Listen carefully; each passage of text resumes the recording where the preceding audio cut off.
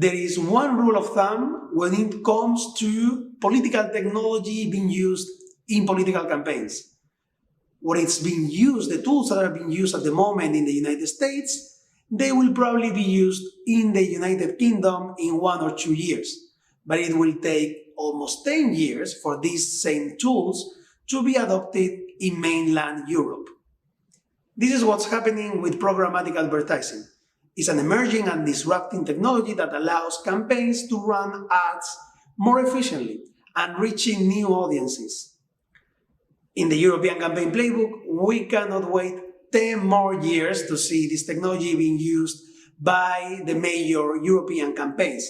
So this is why we are going to introduce this topic in this week's episode. And to do that, we have invited one of the top political consultants on this field.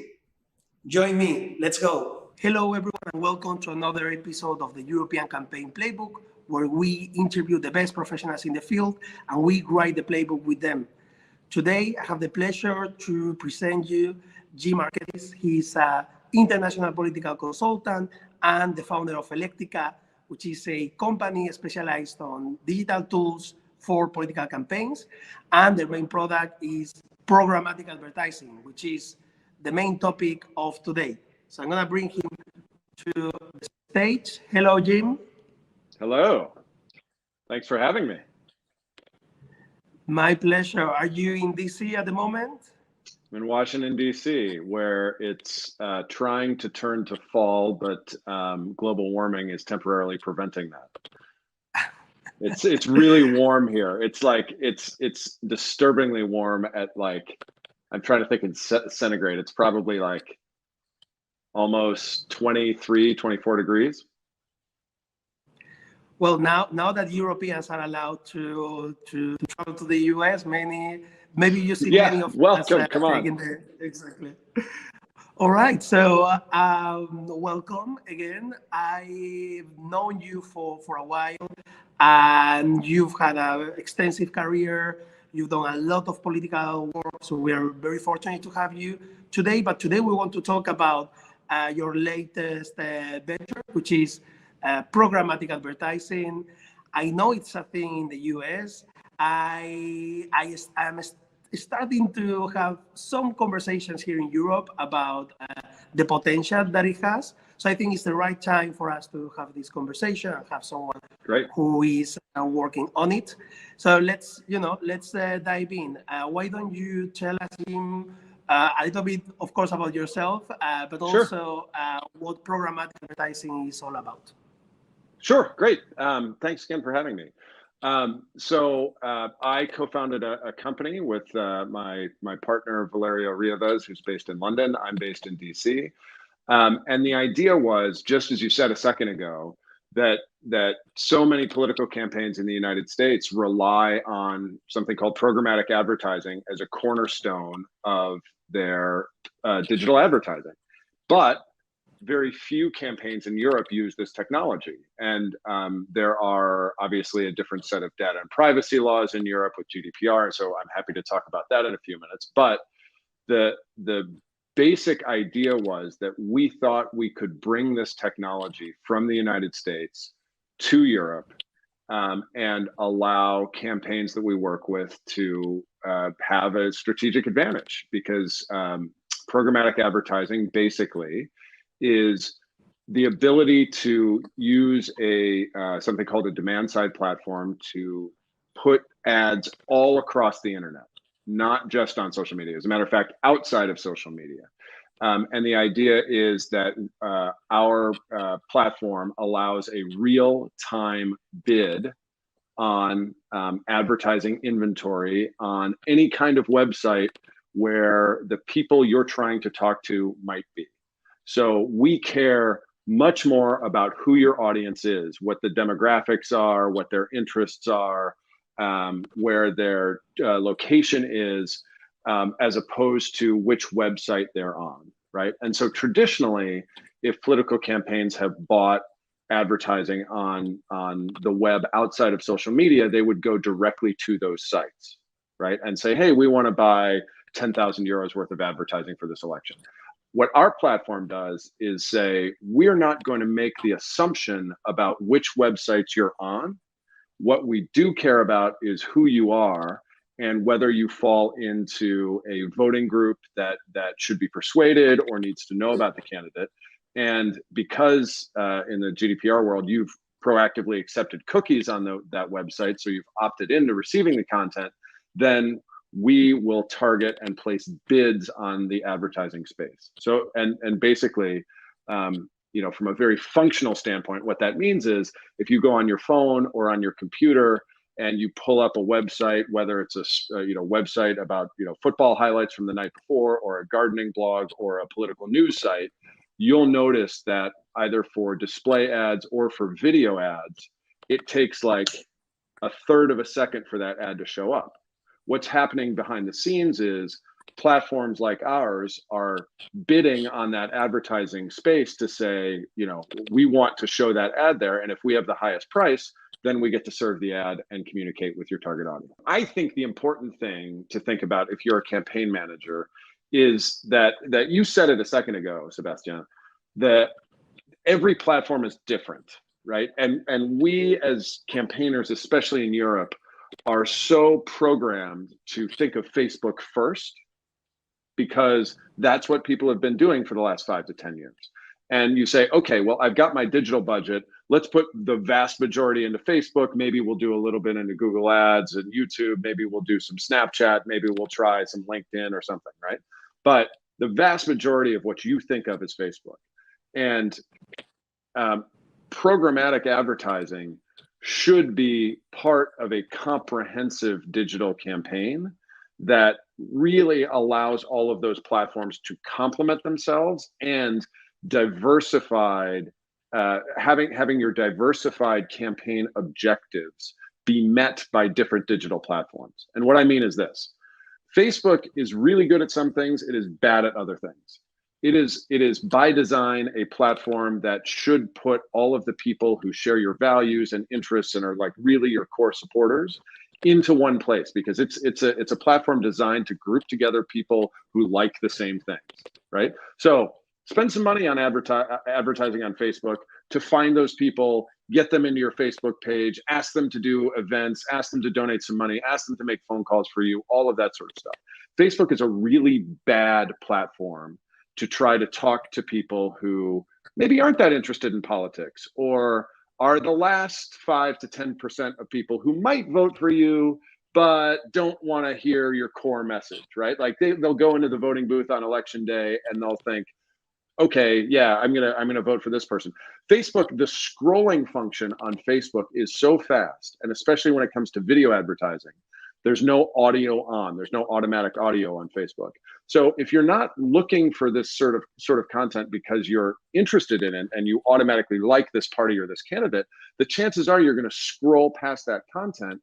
And too many political campaigns, especially in Europe, but also in the United States, literally, well, not literally, but figuratively light money on fire, wasting it on Facebook. So you should understand that Facebook is good at talking to your core audience. It's not great at raising awareness or persuading people. Google Ads and YouTube, and don't forget that YouTube is owned by Google Ads, is good because they have basically a third of all video ads on the internet, but that's not the other 2/3. And especially on YouTube, you should only ever buy 15-second video, because then you can buy non-skippable ads on YouTube. So that's a good way to spend some money, right? But the targeting on YouTube is not great, and the reporting is not great. And we had an experience just a few weeks ago when we were working with a mayor who was running for a candidate for mayor who was running in a small town in Umbria in Italy. And we got a frantic message from the campaign manager that said his nephew, who was a minor, had seen one of our ads on YouTube 60 kilometers away from the city that we were running on. So we were like, okay, that's it. We're just pulling YouTube, right? So be aware of YouTube's pluses and minuses that way. And then there's programmatic, which is what our specialty is. And programmatic is best used for reaching those people who aren't particularly interested in politics, fall into your persuasion audience, aren't going to stop on something on Facebook because they're scrolling quickly, but will pay attention to ads because essentially we try to make them pay attention to the ads. Programmatic is really, really good for buying non-skippable premium video inventory. Like that's how we drive impact on programmatic. We work with campaigns, we work on their creatives, we make sure that they're short and impactful, and then we go out and all across the internet, while people are, wanting to watch their football highlights from the night before, or a gardening blog, or to learn how to make some new recipe or something, we will buy premium inventory that basically shows that video ad before they get to the football highlights from the night before. So for audiences who fall into this persuasion category, we make them watch the video. We drive the video completion rate. That's our key metric. We make them finish the video as much as possible, and we have a variety of techniques to do that. So it's good for persuasion, and it's good for raising awareness. If you have a small local or maybe regional candidate who people don't know very well, we make people watch those videos so that they know who this person is who's running. So anyway, that's a little bit long-winded, but by and large, that's the difference between the major platforms. You should use Facebook to talk to your core audience. You should do some persuasion on YouTube. And then you should also mix in programmatic, because that's how you can drive impact to persuasion and awareness audiences who otherwise wouldn't know who you are or what your message is. Thanks, Jim, for that definition. I want to then talk about programmatic advertising, understood as a part of a comprehensive strategy towards paid advertising. And so let's talk a little bit about the dynamics of what's going on the back end with programmatic advertising. So what you have effectively explained is that what you are buying is display ads. So it's going to be display. It's going to be, someone. Let me interrupt you there. Sorry, my friend. Of course. So we do and we can buy display. However, the vast majority of what we encourage our clients to buy is video, because nothing tells a story in politics like the candidate speaking, right? Or the party speaking and delivering their message. So we encourage people as a best practice to spend 75% of their budget on video. That's great. So exactly my point. I think the idea of programmatic advertising is to be like incredibly smart about it. And if you're in politics, what you have said it makes complete sense. I find that most people that I talk to, especially here in Europe, they are very comfortable in this Facebook environment, and there are endless opportunities, and that's how I see programmatic advertising. And so you buy video ads and you push video ads as you recommend for political campaigns, non-skippable. I think that's super important to mention. And now it does, you set the parameters, and then the whole system, it will probably be CPM, or for those who are not very aware of digital marketing probably has most of the three CPM, CPC. So CPM is the cost per view, which is a very used metric. Also CPC, or cost per click. So you would set your parameters, how you want to bid, and then your system, based on that input that you've provided, will automatically and in real time look for the best place to put that ad, and it will try to find what your audience is, and it will bid automatically without you having to go and press the click button, press the publish button. That's probably another way to put it, no?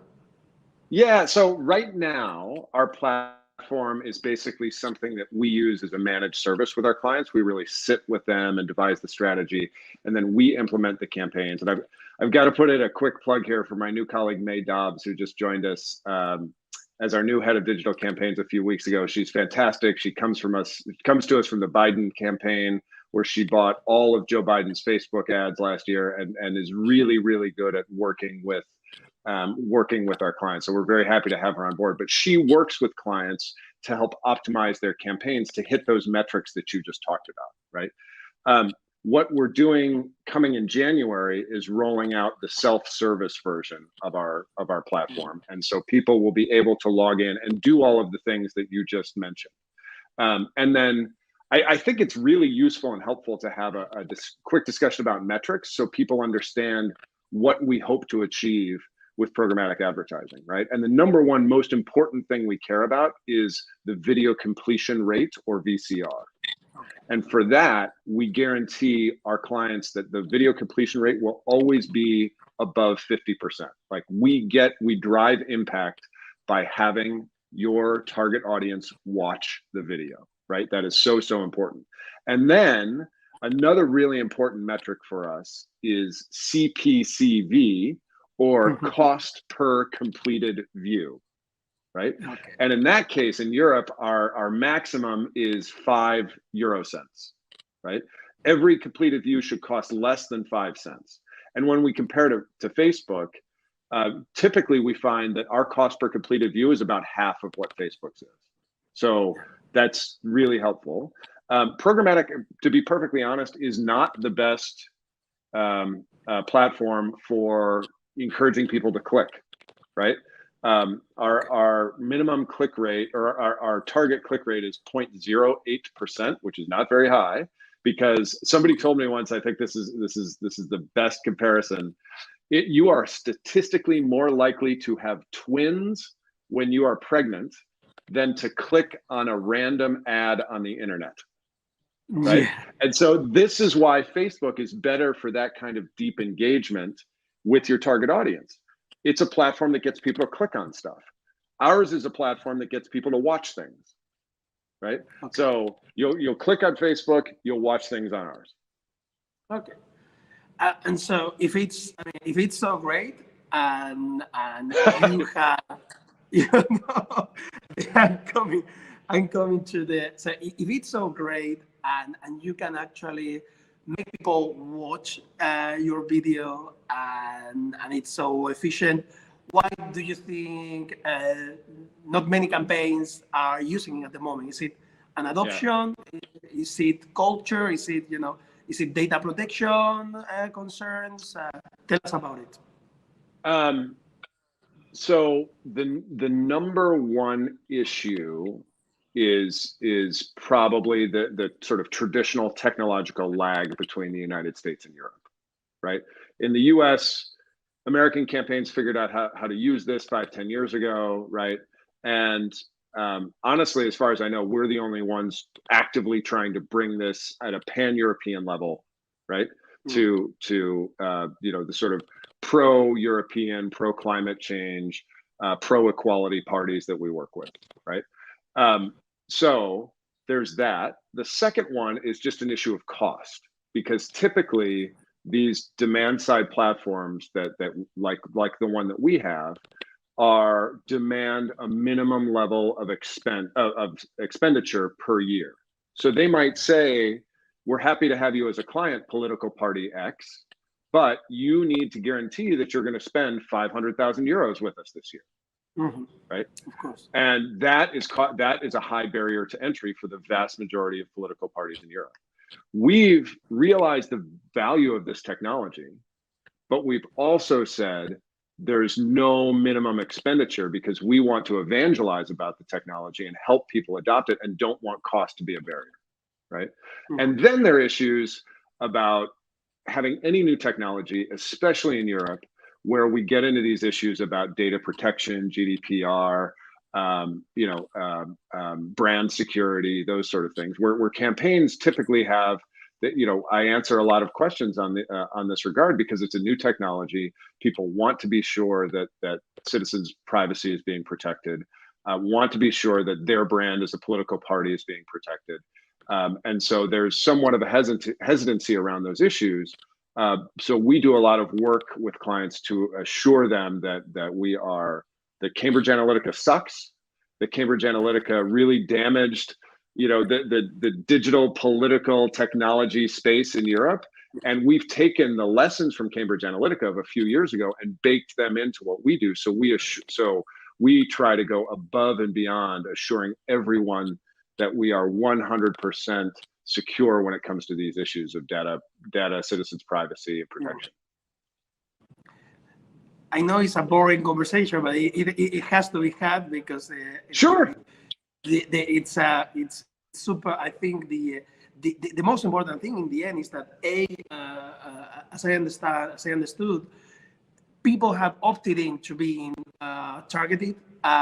So from a legal standpoint, that's settled. From perhaps it's more the reputational point of view, or just having your candidate or your opponent say, "Oh, you're doing something a little bit dodgy there," but you are not doing it. So it's more about being transparent about it, not only putting it on at the very end of your privacy policy, but simply explaining we are trying to reach people who have consented and who are not on Facebook, for example, are not watching a video on YouTube, and those people have the right also to consume, so to speak, or to know about the candidate, etc. Compliant ways. The bottom line for us is that there is no freedom without privacy, right? That is a fundamental issue that extends back in Europe to the Second World War, when basically the Stasi was in Germany. So we're aware of that history and embrace it as the foundation of our privacy policy. We work with a company based in Germany and the UK called DataGuard to ensure that all of our security and privacy practices are 100% bulletproof. And then when we execute campaigns, people wonder, how do I get targeted, right? Or how do I end up getting served an ad? And it's because you've opted into accepting a cookie. And when you accept that cookie, you're giving permission, right? Now, we do not, as a best practice, especially in the EU, use anyone's personally identifiable information. We don't need to, right? That would be a breach of GDPR, and we just don't do it, right? Instead, if you're reading a news site and you accept a cookie, then we get basically a really broad set of information about you, which is basically where you are, right? And if you've accepted a few more cookies, then we would know perhaps that you fall into a certain age group, but we still don't know your name. We still don't know your address. We don't know your email, phone number, none of that personally identifiable information. It is all based on the acceptance of cookies. And then, so the other thing is, which is really important, political campaigns are nervous about ending up on pornographic websites or tobacco sites or alcohol sites or violence sites or anything that would be bad and potentially damage their brand. And I say this to our clients all the time. We have several layers of security built in to assure their brand safety, right? And if we've never had the case in having served, millions upon millions of ads at this point where anyone has ever seen an ad end up on one of those sites. And I tell somebody, if you're working with us and it happens, fire us immediately, because then we failed to uphold that promise. Okay, so Jim, most of the people who follow our community, who are part of our community, they work in political campaigns, they work for public institutions, government at the EU level, all the way to local. They work in NGOs, and they might be thinking about, going with programmatic advertising, maybe as they are thinking about their plans for next year. What would be, your top tips, or the things that they really need to take into account to have a successful paid advertising campaign using platforms like yours and using the programmatic advertising technology?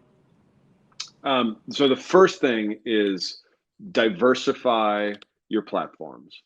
And a sub point of that is understanding which platforms accomplish which campaigning goals, right? Talked about a little bit before, Facebook is good for reaching a core audience. YouTube is good for some video advertising. Programmatic is good for awareness raising. And when you talk about advocacy and NGOs, another strong point is if you want to influence people who are already elected, programmatic advertising is great for that because you can use the technology to do things like draw a radius around the European Parliament, right? And advertise to all of the elected officials in there. And we don't know who they are. We only know that they are phones are physically present in that area, right? The next point I would mention is video is royalty when it comes to programmatic advertising. Video. And so if you're going to invest in creative content, make sure your videos are of high quality, are short, 15 and 30 seconds, have audio and have nice background music, context is always good, and a strong call to action, right? Ask people to do something for you at the end of the video, right? And then the last point is be creative. Don't be afraid to experiment, whether it's on programmatic, whether it's on Facebook, something else. Experiment and then scale. Spend a little bit of your budget, figure out what's working better than other things, and then put more of your budget into it after you've figured out what's working. Great. I think that with this conversation, we've all learned some things, and we have a better idea about what programmatic advertising is and is not, or will become in the future. I was very interested in hearing about this idea of, especially for a political campaign, it doesn't make sense to probably put the money on especially not everything on one basket, on one platform, but also, this whole idea about pushing the video and looking for non-skippable ads, like very short videos, and get your creative and your team to really synthesize in 15 seconds what your campaign is about.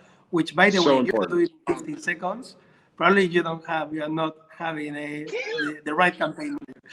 That's something that I learned from the US. And hopefully more and more people decide to go and give it a try. If so, people like Jim, they have this amazing company employing Europeans, operating in Europe and working with European campaigns. So feel free to reach out.